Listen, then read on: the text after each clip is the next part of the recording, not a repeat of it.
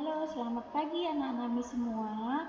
Kali ini kita akan memulai pembelajaran kita di semester 2, pembelajaran tematik mengenai pengalamanku.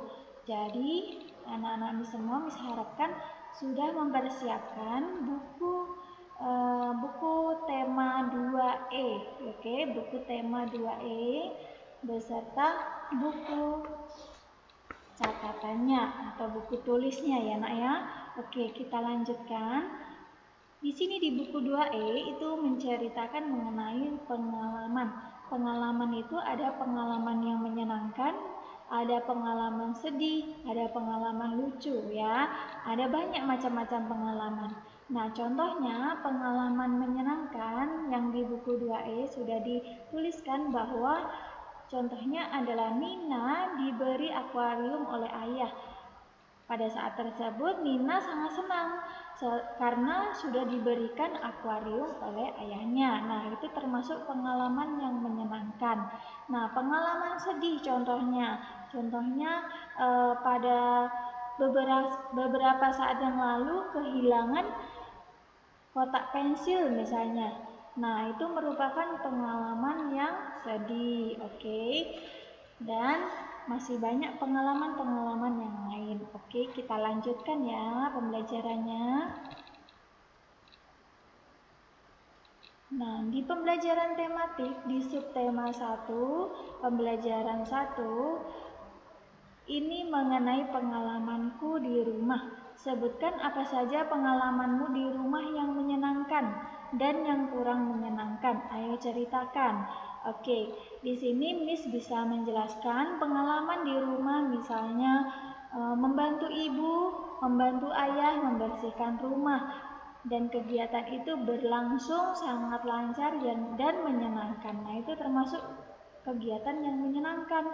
Tapi kegiatan yang kurang menyenangkan, misalnya pada saat membersihkan rumah, tiba-tiba akuarium milik Nina terjatuh dan pecah. Nah, itu contoh pengalaman yang kurang menyenangkan. Oke, bisa kalian ceritakan pengalaman-pengalaman kalian sedang berada di rumah yang menyenangkan ataupun kurang menyenangkan. Oke, next. Kita akan memasuki pembelajaran 1, yaitu mengenai permintaan maaf. Ayo membaca. Bacalah percakapan Adi dan Ayah berikut. Nah, di sini cerita di pembelajaran 1 itu mengenai ayah Nina yang pulang dari keluar kota yang membawa oleh-oleh. Nah, mendapatkan oleh-oleh dari ayah ini adalah pengalaman yang menyenangkan. Oleh-oleh tersebut diberikan kepada Adi. Dan apa yang terjadi dengan oleh-oleh tersebut? Mari kita baca percakapan di bawah ini. Maafkan Adi, ayah. Adi tidak sengaja menjatuhkan oleh-olehnya. Tidak apa-apa, Adi. Lain kali lebih hati-hati ya. Baik, ayah.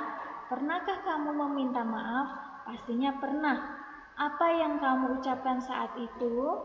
Apa yang diucapkan? Pastinya meminta maaf dengan sopan dan santun. Nah, permintaan maaf itu harus diucapkan dengan bahasa yang santun, bahasa yang sopan.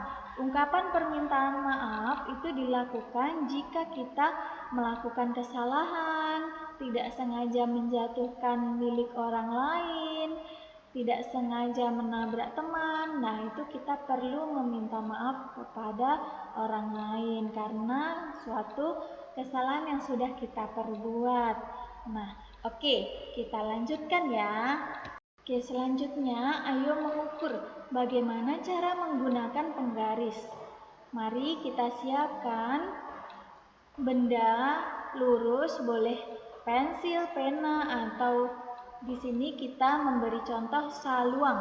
Saluang itu dia merupakan suling khas Minangkabau ya.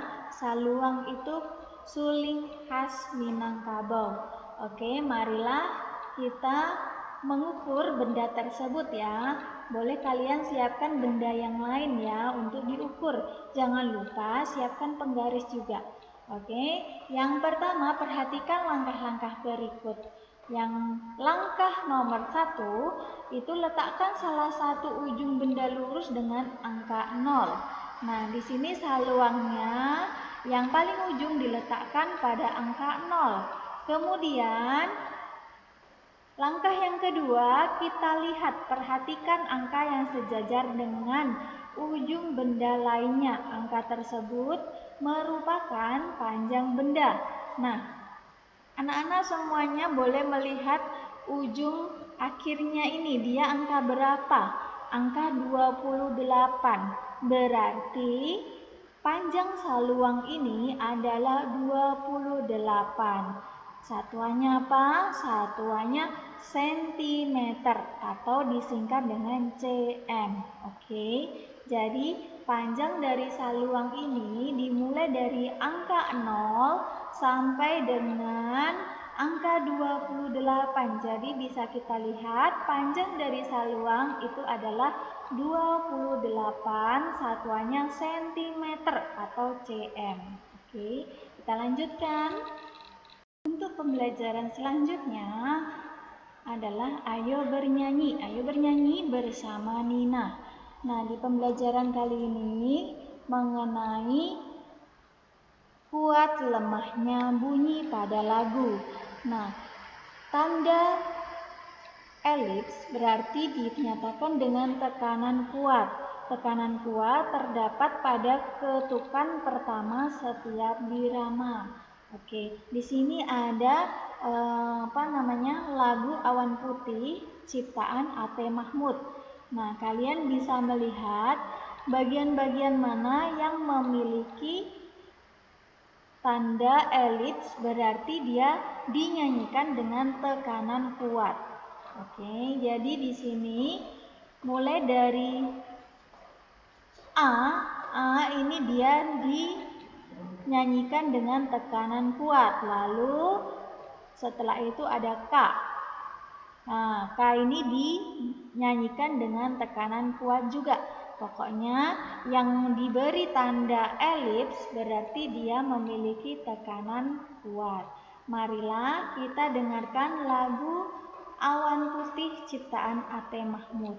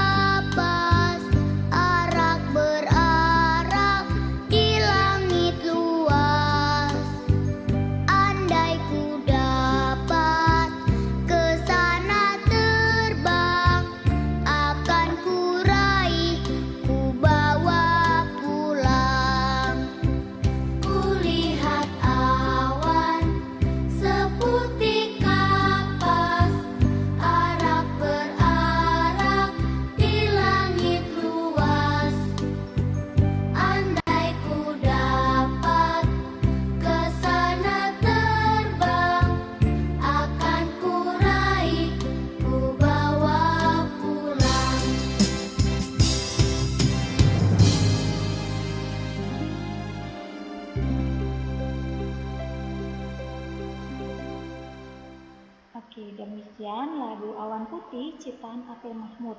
Nah, pastinya kalian setelah melihat tayangan lagu Awan Putih, kalian bisa melihat mana lagu yang dinyanyikan dengan kuat atau lagu yang dinyanyikan dengan lemah. Oke, next. Selain kuat lemah bunyi, perhatikan juga panjang pendek nada. Ada nada panjang, ada juga nada pendek. Panjang pendek nada disebut dengan irama. Panjang pendek nada dihitung dalam ketukan. Nah, ini contohnya ya, Nak ya. Nada dua ketukan. Nah, nada dua ketukan ini ditandai dengan titik di belakangnya. Do atau angka 1 di belakangnya diberi tanda titik. Berarti ini nada memiliki dua ketukan. Kemudian nada yang memiliki satu ketukan itu contohnya adalah la, sol. Nah, ini memiliki satu ketukan karena di belakangnya tidak diberi titik. Oke. Nah, semoga anak-anak Miss memahami apa penjelasan Miss tadi ya. Kita lanjutkan kembali. Ayo berlatih. Kerjakan soal-soal berikut. Bacalah percakapan berikut. Ibu, Nina, mana garamnya? Nina, maafkan Nina, Bu. Nina lupa membelinya. Ibu, ya sudah tidak apa-apa. Iya Bu, Nina akan membelinya lagi di warung. Terima kasih Nak. Oke, mari kita jawab pertanyaan berikut sesuai percakapan di nomor 1. Mari kita jawab bersama-sama ya Nak. Yang A, siapakah yang bercakap-cakap? Yang bercakap-cakap tadi siapa? Iya betul, Ibu dan Nina. D, siapa yang meminta maaf dalam percakapan tersebut? Yang meminta maaf adalah Nina. C, mengapa dia itu meminta maaf? Karena Nina lupa membeli garam. Yang D, di mana Nina akan membeli garam? Di warung. Oke, ini adalah jawaban dari pertanyaan nomor 1. Selanjutnya, berilah tanda checklist panjang benda yang dapat diukur menggunakan penggaris. Nah, kita beri tanda checklist ya, benda yang bisa diukur dengan penggaris. Oke, yang pertama, tidak bisa diukur dengan penggaris ya. Yang kedua, ini bisa diukur dengan penggaris yaitu buku. Yang ketiga, jam dinding atau jam ini bisa diukur dengan penggaris. Oke, next. Tuliskan panjang benda sesuai gambar berikut. Nah, di sini disediakan pensil dan penggaris. Silahkan kalian melihat berapa panjang pensil tersebut. Yang nomor 4, perhatikan penggalan nada lagu berikut. Lingkarilah bagian yang menunjukkan nada dua ketuk. Nah, anak-anak Miss semua, untuk nomor 3 dan 4 silahkan dikerjakan di buku tugasnya masing-masing. Jangan lupa tugas ini nanti dikirimkan ke teacher masing-masing. Oke, next. Thank you for attention. Semoga semua penjelasan yang disampaikan bisa dimengerti dan dipahami. Oke, terima kasih. Bye-bye.